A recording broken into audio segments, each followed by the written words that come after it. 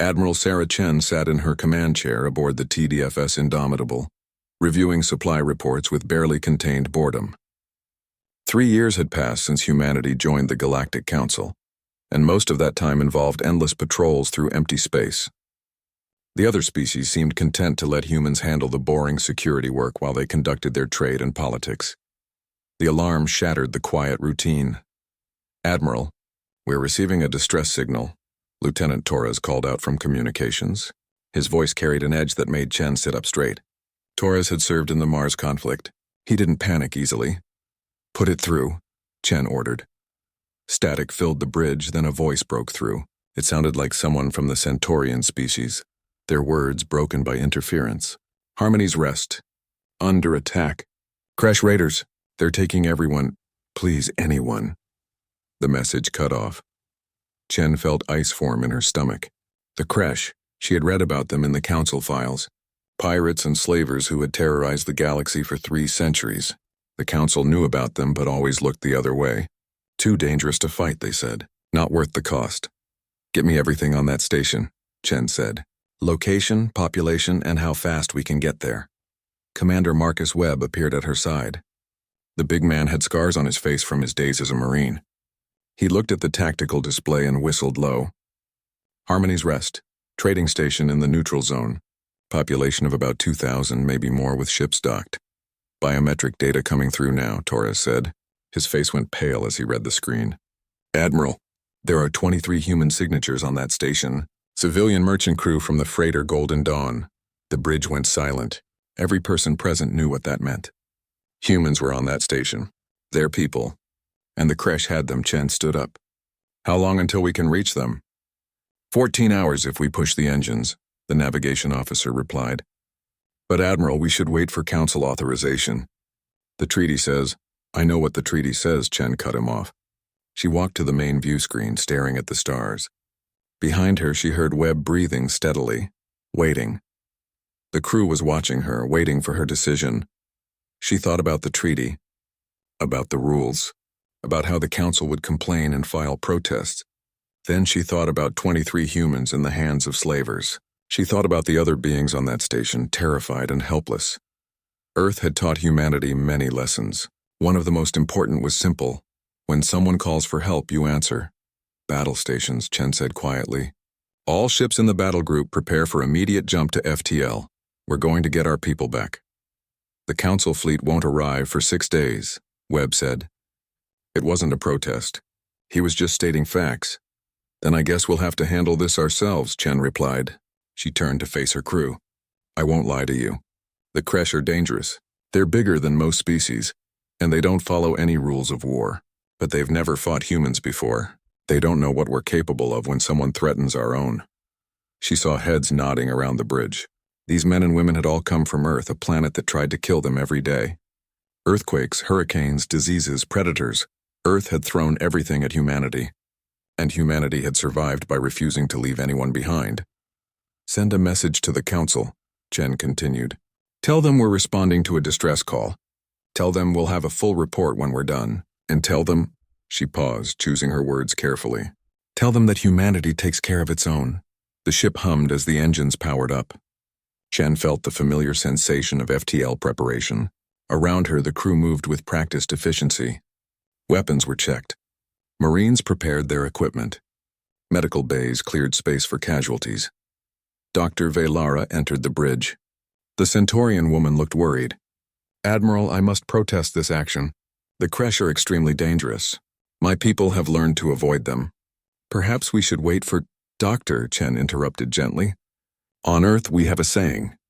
The only thing necessary for evil to triumph is for good people to do nothing. Your people might have learned to avoid the Kresh, but my people learned something different. We learned that bullies only stop when someone stands up to them." Velara blinked her large eyes. "Your species is very strange. You come from a death world, a planet that should have killed you. Yet you survived by being more stubborn than the planet itself." "Something like that," Webb said with a grin. "We're too stupid to know when to quit. Or too brave to leave people behind," Velara countered softly. She had served with humans for 2 years now. At first her family had been horrified. Humans were dangerous, they said, unpredictable. But Velara had learned the truth.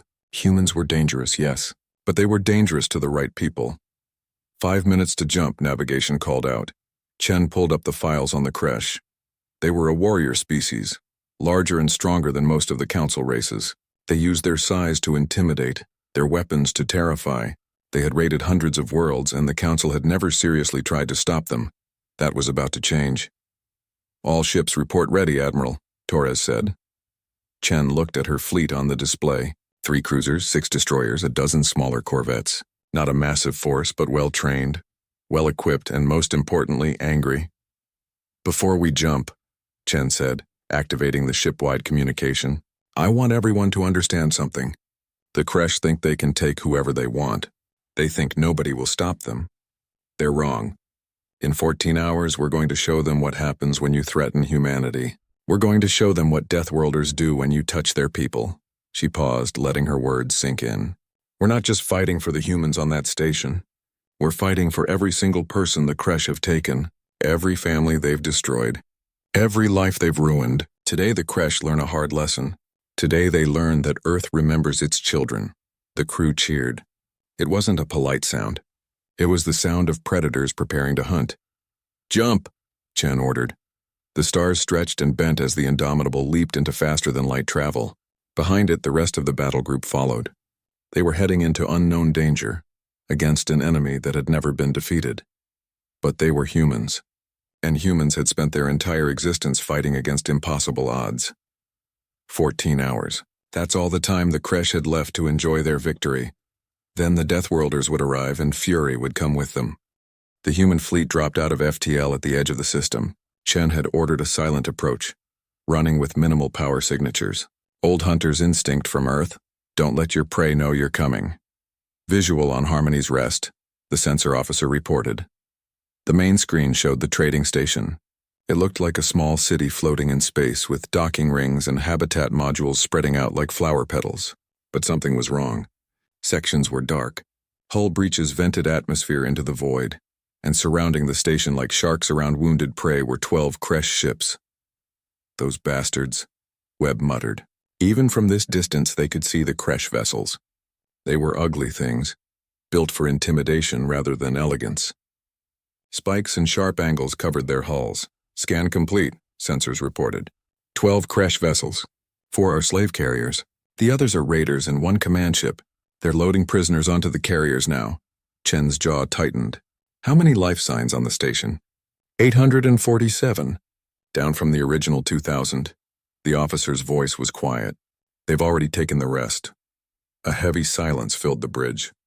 Over 1,000 people already gone, taken to some slave market in the outer rim. Chen felt rage building in her chest, but she pushed it down. Rage was useful, but only if controlled. Only if aimed properly. Load torpedo tubes. Prepare railgun batteries. All ships maintain radio silence and spread out. We're going to hit them fast and hard. Chen studied the tactical display. They have shields, but they've never faced human weapons before. They don't know what railguns can do. The creche had shields designed to stop energy weapons, lasers and plasma cannons. That's what most council species used. But humans had developed something different. Railguns used magnetic acceleration to fire solid metal slugs at incredible speeds. Simple physics. Mass times velocity equals a very bad day for whoever was on the receiving end. "Marines to the deployment bays," Chen ordered. "Webb, you're leading the boarding teams." "I want those prisoners back," Webb grinned. It wasn't a nice expression. "With pleasure, Admiral." As Webb left the bridge, Dr. Velara approached Chen. "Admiral, I must prepare medical, but I'm worried. Humans seem almost eager for this fight. Is this normal behavior?" Chen considered the question. "Doctor, on Earth we have wolves. They're pack hunters, dangerous predators, but they're also fiercely protective of their pack. Humans are like that. We don't look for fights. But when something threatens our pack, and that includes anyone calling for help, we become something else. Something the galaxy hasn't seen before. A death world species at war," Velara said softly. "No," Chen corrected. "A death world species protecting the innocent. There's a difference." "In range," weapons reported. "All ships attack," Chen said calmly. The human fleet erupted from the darkness. Railguns spoke first, launching slugs of depleted uranium at a significant fraction of light speed. The Kresh shields flickered and shattered like glass. The rounds punched through hulls, tearing massive holes in 3 Kresh raiders before they even knew they were under attack. Alarms screamed on the Kresh ships. Confusion filled their communications as they tried to understand what was happening. Energy shields didn't stop solid matter moving this fast. Their sensors hadn't detected the human ships until they opened fire. "Second volley, concentrate on the slave carriers," Chen ordered. "Disable, don't destroy. Our people are on those ships." The next wave of railgun rounds was precisely targeted. They hit engines and weapon systems, leaving the slave carriers dead in space but intact. Human weapons officers had spent weeks practicing exactly this kind of shooting. On Earth, humanity had learned to hunt with precision. One shot, one kill. No wasted ammunition. The Kresh finally responded. Their ships turned, bringing their plasma cannons to bear. Bright bolts of superheated gas streaked across space toward the human fleet. "Evasive maneuvers," Chen said. Human ships danced between the incoming fire. Their pilots had trained in Earth's gravity, with reflexes sharpened by 1,000,000 years of evolution. The Kresh couldn't understand the movement patterns. The human ships moved like they were alive, like predators stalking prey. "Boarding pods away," Tactical reported. Dozens of small pods launched from the human corvettes. They were simple designs, just engines and a reinforced nose. They streaked toward the disabled slave carriers like missiles. Inside one pod, Commander Webb checked his rifle. Around him, 20 Marines did the same. They wore powered armor, painted black with the Earth insignia on their shoulders, a blue and green planet surrounded by stars. 60 seconds to impact," the pilot called back. Webb activated his helmet radio. "Listen up. We go in fast, we go in hard. The Kresh are bigger than us, but we're from Earth. We're stronger, faster, and meaner than anything they've ever fought. Find the prisoners. Secure them. Anyone who gets in your way," he chambered around. "Put them down." The pod hit the slave carrier's hull with a screech of tearing metal. Cutting torches blazed, opening a hole. The Marines poured through. Webb found himself in a dark corridor. His helmet's low-light vision kicked in, showing him the way. Somewhere ahead he heard voices, harsh, growling voices speaking a language he didn't understand. But he didn't need to understand. He knew what they were saying. They were wondering what the noise was, whether they should check it out. The first Kresh warrior came around the corner. He was massive, easily 8 feet tall with forearms and thick armored skin. He saw Webb and reached for his weapon. Webb shot him twice in the center mass. The Kresh went down, more Kresh appeared. The corridor erupted in gunfire, but the Marines were ready. They moved like they had done this 1,000 times before. Cover and move. Fire and advance. Basic infantry tactics, but executed with the precision of soldiers who had trained in conditions that would kill most species. The Kresh were fierce. They fought hard, but they had never faced an enemy from a death world. They had never fought soldiers who had evolved on a planet where everything wanted them dead, where survival meant being tougher, smarter, and more ruthless than the threats around you. Webb's team cleared the corridor and found the prison bay. The door was sealed. "Breaching charge," Webb ordered. The explosion blew the door inward. Webb rushed through, rifle raised. Then he stopped. The prison bay was full of people. Hundreds of them, from a dozen different species. They were huddled together, terrified. Many were injured. Some were children, and in the center of the room, holding a young human girl, was a Kresh warrior with a knife. "Come closer and she dies," the Kresh snarled in broken Galactic common. Webb lowered his rifle slowly. "Easy. Nobody needs to die here." "Humans," the Kresh spat. "You're the Deathworlders. I heard stories, but I didn't believe. You're just another weak species." "Maybe," Webb said calmly. "Or maybe you're about to find out why Earth breeds survivors." The Kresh pressed the knife closer to the girl's throat. The child whimpered. Webb moved. He was across the room before the Kresh could react. His armored fist crashed into the warrior's arm, breaking bone. The knife clattered away. Webb grabbed the Kresh by the throat and slammed him into the wall hard enough to crack the metal. "On Earth," Webb said quietly, his voice cold enough to freeze nitrogen, "we have a rule. You don't threaten children. Ever." He dropped the Kresh warrior and turned to the little girl. She was crying. Webb removed his helmet and knelt down. His scarred face tried to smile gently. "Hey there. I'm Commander Webb. What's your name?" "Emma," the girl whispered. "Are you really from Earth?" "Born and raised." and I promised myself that nobody gets left behind. Not on my watch. Emma looked at him with wide eyes. I knew you'd come. My daddy said humans always help people. He said you're heroes. Webb felt his throat tighten. We're not heroes, kid. We're just stubborn. Come on, let's get you and everyone else out of here. As the Marines began evacuating the prisoners, Webb heard his radio crackle. It was the Admiral. All teams be advised. We've intercepted a crash communication. Their War Master just ordered the execution of all remaining prisoners on the other carriers. Webb's blood ran cold. Admiral? Chen's voice was calm, but Webb could hear the fury underneath. I'm handling it. Get those people to safety, Commander. Webb acknowledged and continued the evacuation. But he knew that tone. He had heard it before. Someone was about to learn a very hard lesson about threatening humans and the people they protected. Admiral Chen appeared on every screen of every Kresh ship. Her face was calm, but her eyes were hard as steel. The Kresh War Master Thulkar stared at the human woman from his command throne. He had just given the order to execute the prisoners. A message to these upstart humans. You have 10 seconds to countermand that order, Chen said. Her voice was quiet, almost conversational. After that, I stopped taking prisoners. Thulkar laughed. It was a harsh, grating sound. You threaten me, human? I command 12 ships. You cannot. 10, Chen interrupted. 9, 8. Your council will destroy you for this. You violate their precious treaty. 7, 6, 5. Thulkar's amusement faded. There was something in this human's eyes. Something that reminded him of prey animals backed into corners. The ones that suddenly became dangerous. 4, 3, 2. Wait, Thulkar started to say. 1, Chen finished. Your choice. You chose wrong. She cut the transmission and turned to her weapons officer. Remove the restraints. All weapons free. Show them what happens when you threaten our people. Aye, Admiral. Kid gloves are off. The human fleet transformed. Until now, Chen had been fighting carefully, trying to disable rather than destroy.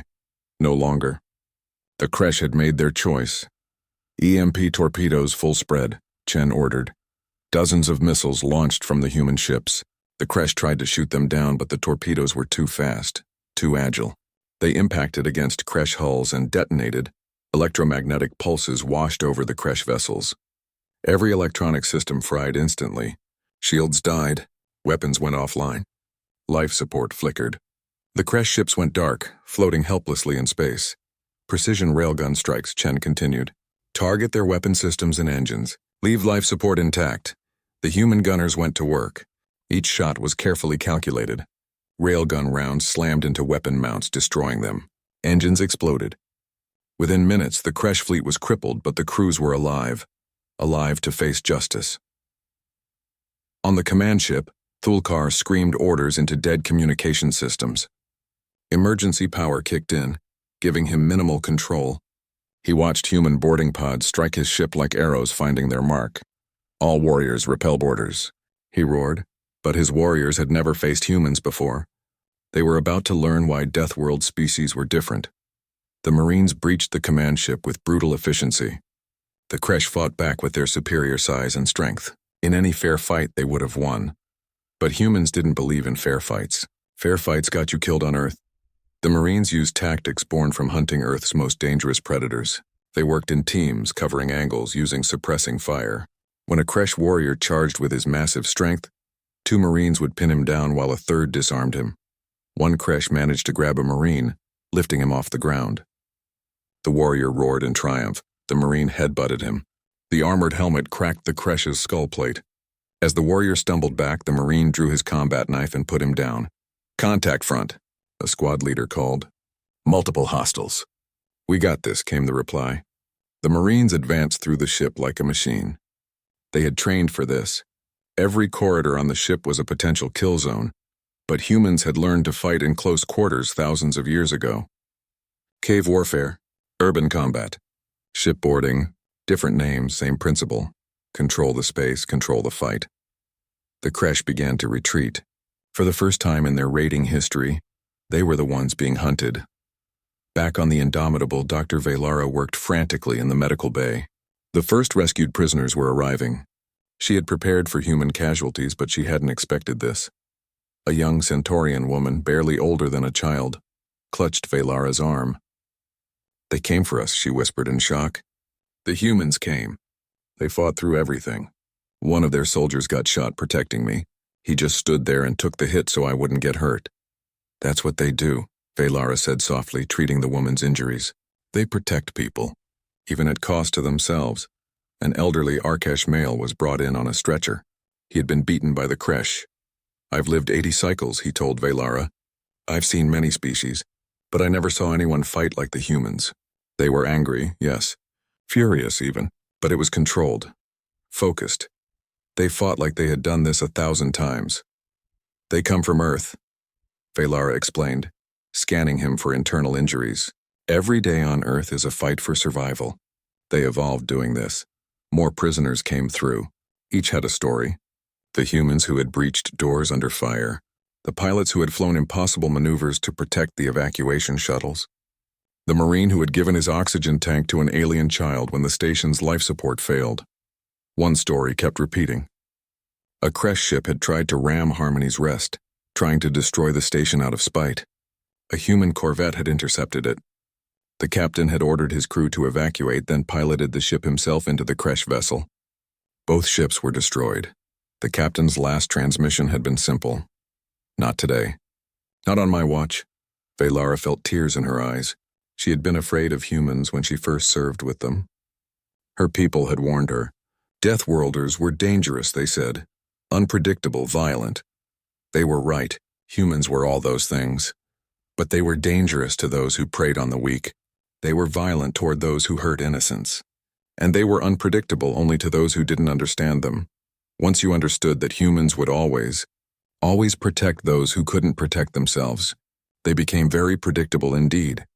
Doctor, a Marine ran in carrying a small bundle. It was Emma, the girl Commander Webb had rescued. She's having trouble breathing. The Kresh hit her with something. Velara took the child immediately, her medical training taking over. As she worked, Emma looked up at her with frightened eyes. Are the bad people gone? The humans are making sure of it, Velara said gently. You're safe now. Commander Webb said humans don't leave people behind, Emma whispered. Is that true? Velara looked at the crowded medical bay, at the rescued prisoners from a dozen species, at the human wounded who had refused treatment until the aliens were cared for, at the determination on every human face she could see. Yes, she said firmly. That's true. Humans never leave anyone behind. On the bridge, Chen received reports from all the boarding teams. The slave carriers were secured. The prisoners were safe. The Kresh were captured. Admiral, the War Master's ship is secured, Webb reported. We have Thulkar in custody.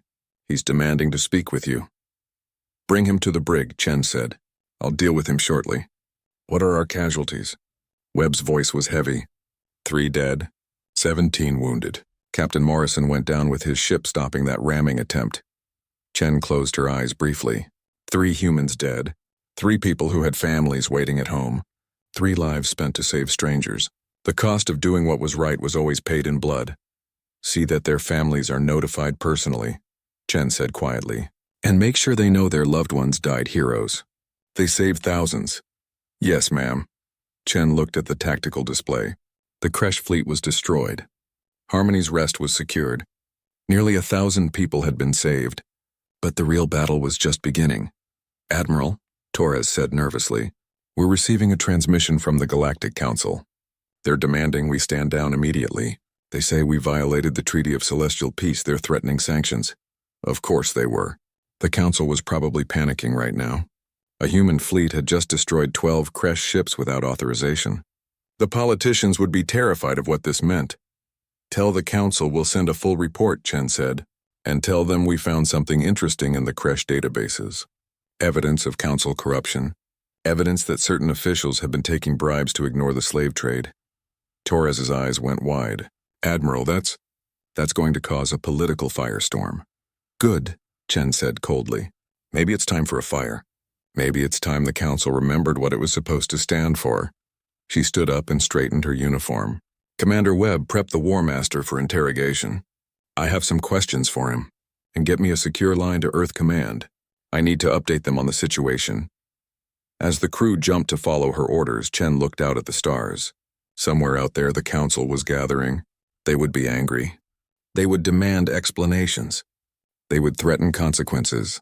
Let them come. Humanity had just shown the galaxy what Deathworlders did when innocents were threatened. And if the Council didn't like it, they could try to stop them. Chen smiled grimly. That would be an interesting fight. The Council fleet arrived 6 days late, just as Chen had predicted. She watched their ships drop out of FTL with cold satisfaction, 20 vessels all painted in the white and gold of the Galactic Council. Leading them was the diplomatic cruiser belonging to Councillor Praxtine. Incoming transmission, Torres reported. Councillor Praxtine demands to speak with you immediately. Put him on screen, Chen said. She remained seated in her command chair. A small gesture, but one that sent a message. She wasn't going to stand at attention for politicians who let innocents suffer. Praxtine appeared on the screen. He was a Valorian, tall and thin with blue skin and 4 eyes. Those eyes were currently filled with anger. Admiral Chen, you are hereby ordered to surrender command of your vessel and submit to Council authority. You have violated the Treaty of Celestial Peace. You conducted military operations without authorization. This is an act of, I responded to a distress call, Chen interrupted calmly. Standard procedure? Or are you suggesting humans should ignore people calling for help? You destroyed 12 Kresh vessels. You killed thousands. Praxtine's voice rose. I disabled 12 pirate ships and captured their crews alive, Chen corrected. Fewer than 300 Kresh casualties, and most of those were in self-defense. Meanwhile, we saved 847 civilians from being sold into slavery, civilians that your Council fleet would have arrived too late to help. Praxtine's faces flushed darker blue. You had no authority. The Council must approve all military actions. Chen leaned forward. Then maybe the Council should respond faster when people are dying. 6 days, Councillor. Your fleet took 6 days to get here. We made it in 14 hours. Tell me, how many of those prisoners would still be alive if we had waited for you? That is not the point. The treaty exists to prevent rogue actions, to prevent species from acting without consensus. No, Chen said, her voice hardening. The treaty exists because the Council is afraid. Afraid of making hard decisions. Afraid of standing up to bullies like the Kresh. You've let them raid and murder and enslave for 300 years. Why? Because fighting them might cost you something, might force you to actually defend your own principles. How dare you? Praxtine started. Admiral, Torres cut in. We're getting priority messages from Harmony's Rest. The rescued prisoners want to make statements. They're requesting to broadcast them across the galactic network. Chen smiled. Put them through, and make sure Councillor Praxtine's ship receives the feed. The screen split. On one side was Praxtine's furious face. On the other, a Centaurian woman appeared. She was one of the prisoners Chen's forces had rescued. Behind her, dozens of other freed captives gathered. My name is Shayla, the woman said. Her voice was shaking but determined. I was a merchant on Harmony's Rest when the Kresh attacked. They killed my husband. They took my daughter. I called for help. The Council didn't answer, but the humans did. Another figure pushed forward. An Arkesh elder. I am Thonrek. I have been a Council citizen for 60 years. I paid my taxes, followed the laws. When the Kresh took me, I called for the Council. No one came. Then I heard weapons fire. Human weapons. They fought through a ship full of armed Kresh warriors to reach us. 3 of them died protecting us. 3 humans who didn't even know our names. More prisoners spoke. Each told the same story. The Council had abandoned them. Humans had saved them. Praxtine tried to speak, but Chen overrode his transmission. I have something else to share, Councillor. My technical teams accessed the Kresh databases. Very interesting reading. Years of raid schedules. Lists of targets. Communication logs. She pulled up a file on screen. This is a payment record. The Kresh paid certain Council officials to ignore their raids. To delay responses. To look the other way while they sold people into slavery. Care to explain this, Councillor? Praxtine's face went from blue to almost purple. That is classified information. You have no right. I have every right, Chen said coldly. These people paid you to protect them. Instead, you let them be sold like animals so you could get rich. How many species were involved in this? How many Council members took bribes? Across the galaxy, on hundreds of worlds, people watched the broadcast. The evidence Chen presented was damning. Payment records, communications, proof that the Council had known about the Kresh raids and done nothing. The galactic network exploded with outrage. On Earth, the United Nations held an emergency session. The human ambassador to the Council, a sharp woman named Patricia Okonkwo, stood before the assembly. We have a choice, Okonkwo said. We can apologize for saving lives. We can submit to council authority and hope they protect us better than they protected Harmony's Rest. Or we can stand firm. We can demand that the council reform itself, that it actually enforces its own laws and protects its own citizens. The vote was unanimous. Earth would stand behind Admiral Chen. Within hours, other species began adding their voices. The rescued prisoners had families, had friends. The story spread like wildfire. Humans had risked everything to save strangers. The council had done nothing. On the Indomitable, Chen met with Thulkar in the brig. The Kresh Warmaster was in chains, his forearms bound. He glared at her with hatred. "You have destroyed us," he growled. "The Kresh Dominion will fall because of you." "No," Chen said, sitting across from him. "The Kresh Dominion will fall because you chose to prey on the weak. You thought nobody would stop you. You were wrong. We are warriors. We take what we want. That is the natural order." Chen shook her head. On Earth, everything wanted to kill us: predators, diseases, the weather itself. We survived by working together, by protecting each other. You see the weak as prey. We see them as people who need help. That is weakness, Thulkar spat, is it? Your fleet is destroyed. Your crews are captured. Your operation is finished. My fleet is intact and my people are going home as heroes. Chen leaned forward. Tell me, Warmaster, who was weak here? Thulkar had no answer. Chen stood up. You're going to stand trial. You and every Kresh who participated in the raids. The galaxy is going to see what happens when you enslave people, and maybe, just maybe, other species thinking about raiding will reconsider. She walked to the door, then paused. On Earth, we have apex predators. Animals at the top of the food chain. But we also have something else. We have empathy. The ability to care about others. You know what we discovered? Empathy makes us stronger, not weaker. Because when you care about others, they care about you. And that creates something more powerful than any weapon. What is that? Thulkar asked despite himself. Unity, Chen said. Something your people never learned. She left the brig and returned to the bridge. Webb was waiting for her with a smile. Admiral, you need to see this. Ships are arriving. Lots of them. The main screen showed new vessels dropping out of FTL. Chen recognized the designs. Centaurian, Arkesh, even some independent traders. Dozens of ships all broadcasting the same message. We stand with the humans. Torres looked up from his console, grinning. Admiral, we're getting messages from across the galaxy. Species are demanding council reform. Some are even calling for humans to be given a permanent Security Council seat. Earth Command is on the line. Communications added. They want to speak with you. Chen took the call. Admiral Rodriguez appeared on screen. He was an older man, gray-haired and serious. But right now he was smiling. Chen, you've started a revolution, he said. Half the council wants your head. The other half wants to give you a medal. Earth backs you completely. The president is going to address the council directly. Sir, I just did what was right, Chen said. I know. That's why it matters. The galaxy needed someone to stand up. To show them it was possible. Rodriguez paused. 3 of your people died, Sarah. I'm sorry for that. They died saving innocents, Chen said quietly. They would do it again. So would I. I know. That's what makes you dangerous. You and every human under your command. You actually mean it when you say no one gets left behind. Chen looked at her crew, at the rescued prisoners being cared for in the medical bay, at the fleet of allied ships gathering around them. We're humans, she said simply. It's what we do. On the council homeworld, emergency sessions were being called. The evidence Chen had released couldn't be ignored. Councillor Praxteen was arrested. Other officials fled before they could be charged. The council itself faced a crisis of legitimacy, and in the middle of it all, a human fleet sat at Harmony's Rest, protecting the innocent and daring anyone to stop them. The galaxy was changing, and humanity was leading the way. 3 weeks had passed since Harmony's Rest. The galaxy was still reeling from the revelations. Council members had been arrested. Investigations were launched, and the Kresh Dominion was collapsing as their supply lines and leadership fell apart. Admiral Chen thought it was finally over. Then the new distress call came. Admiral, priority emergency transmission, Torres almost shouted. It's from Vilar Prime. They're under attack. Chen was on her feet instantly. Vilar Prime? That's a Council Corps world. Who would be stupid enough to attack them?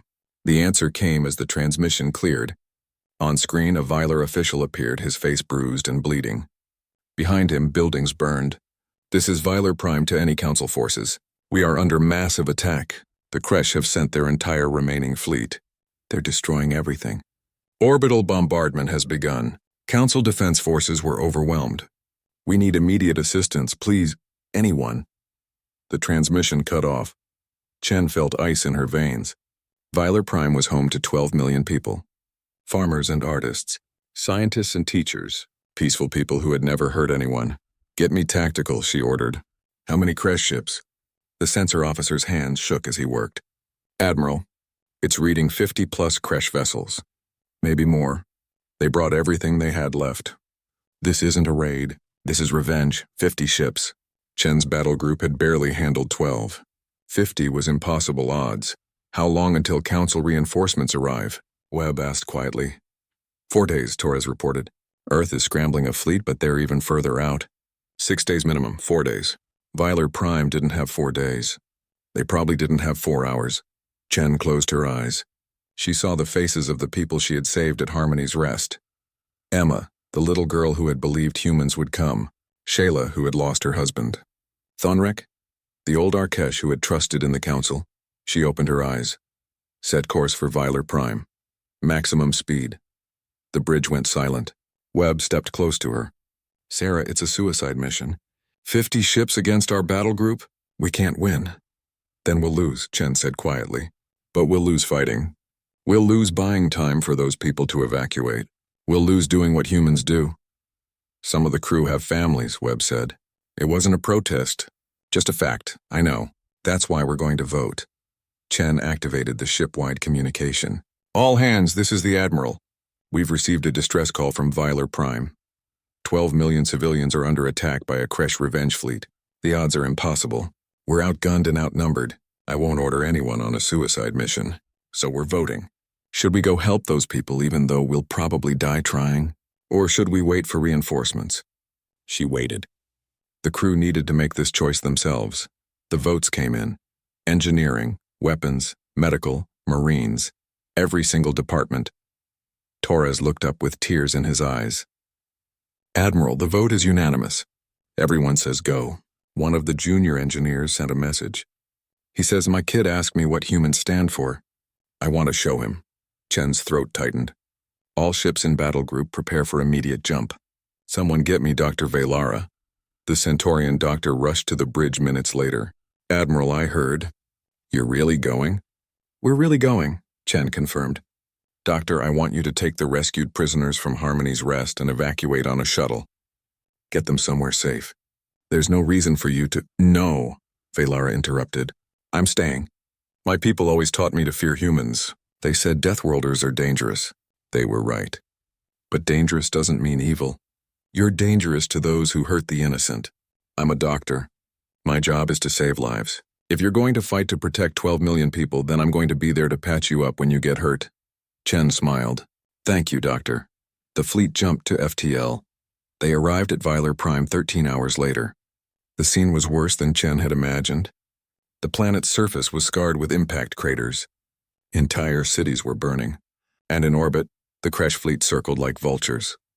53 Kresh vessels confirmed, sensors reported. They've detected us. They're turning to engage. Chen studied the tactical display. Impossible odds. But humans specialized in impossible. Here's what we're going to do, she said. We can't win a straight fight. So we're not going to fight straight. We're going to use every dirty trick Earth ever taught us. We're going to make them think we're everywhere. We're going to hit and run. We're going to use the planet's gravity well, the debris field, everything. She pulled up a file on screen. It was labeled Operation Earth's Fury. She had designed it years ago as a theoretical exercise. How would a small human force fight an overwhelming enemy? We're going to split into 3 groups. First group hits their command ships. Take out their coordination. Second group focuses on the bombardment vessels. Stop them from hitting the planet. Third group conducts search and rescue on the surface. We're going to be the most annoying, persistent, impossible-to-kill threat they've ever faced. Like a honey badger, Webb said with a grin. Exactly like a honey badger, Chen agreed. Earth's infamous animal that never gave up, never backed down and fought way above its weight class. They want to fight? We'll give them one they'll never forget. The human fleet scattered. Chen's cruiser led 5 ships directly at the Kresh command vessel. They opened fire at extreme range, their railguns punching through shields before the Kresh could even respond. The Kresh fleet tried to organize, but the humans were everywhere. A destroyer would pop out of a debris field, fire a spread of torpedoes, then vanish. Corvettes used the planet's gravity to slingshot around, building impossible speed for attack runs. On the surface, marine drop pods rained down. Webb led teams through burning cities, evacuating civilians. Kresh ground forces tried to stop them, but the Marines moved like ghosts.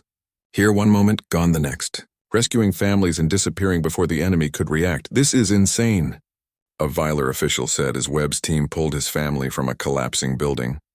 Why are you here? Why risk yourselves for us? Because someone has to, Webb said, helping the man's children to safety. And humans don't leave people behind, ever. In orbit, Chen's ship took heavy fire. Shields failing. Hull breaches on 3 decks. But she kept fighting. Her crew worked through injuries, through fear, through everything, because 12 million people were counting on them. Admiral, we're getting new contacts, Torres suddenly shouted. Multiple ships dropping out of FTL. Chen's heart sank. More Kresh reinforcements. This was it. Then she saw the ship designs, not Kresh, Centaurian, Arkesh human merchant vessels, even some independent traders. This is the Centaurian Defense Fleet, a voice came over the radio. We heard humans needed help. We're here. Arkesh warriors reporting, another voice added. Humanity saved our people at Harmony's Rest. Time to return the favor. More ships arrived. Species that had never worked together. Species that had been afraid to fight the Kresh. But they had watched humans stand up against impossible odds. They had seen Deathworlders refuse to back down, and they had decided to be brave too. The battle turned. What had been a human suicide mission became a coalition. The Kresh, already struggling with human tactics, couldn't handle the combined assault. Their fleet broke. Ships began trying to flee. Let them go, Chen ordered. We're here to save people, not get revenge. It took 2 more hours to secure the system. When it was done, Viler Prime was safe. Battered, wounded, but safe. 12 million people were alive because humans had refused to abandon them. The cost was high. 5 human ships destroyed. 400 crew members dead. Twice that many wounded. But they had won. On the surface, Emma, the little girl from Harmony's Rest, watched the battle from an evacuation shelter. Her father had brought her here to volunteer helping refugees. When the Kresh attacked, she had been trapped again. She watched human ships fighting in the sky above. Watched them take hit after hit but keep fighting. One ship, burning and dying, used its last moments to ram a Kresh bombardment vessel away from a populated city. Daddy, she whispered. The humans came again. They always come. In the weeks that followed, the galaxy changed. The Council, faced with undeniable evidence of what had happened, passed new legislation. The Deathworld Doctrine, they called it. Military forces could respond to distress calls without waiting for authorization. Lives were more important than paperwork. Humanity was given a permanent seat on the Council's Security Committee. Not because they asked for it. Because every species agreed that Earth should help lead. Commander Webb became the first director of the Multi-Species Defense Force, training soldiers from dozens of worlds in human tactics, teaching them that protecting others was the highest calling. Dr. Velara published her research on human psychology. It became required reading for anyone serving with Deathworlders. Her conclusion was simple. Humans weren't fearless. They were terrified. But they fought anyway because leaving people to die was worse than death itself. Admiral Chen stood on the bridge of the Indomitable, looking at Earth in the viewscreen. 3 years since joining the Council. 3 years since the galaxy met the Deathworlders. So much had changed. An alert sounded. A distress call. A colony on the rim was under attack by pirates, Chen smiled. It wasn't a happy expression. It was the smile of someone who had a job to do.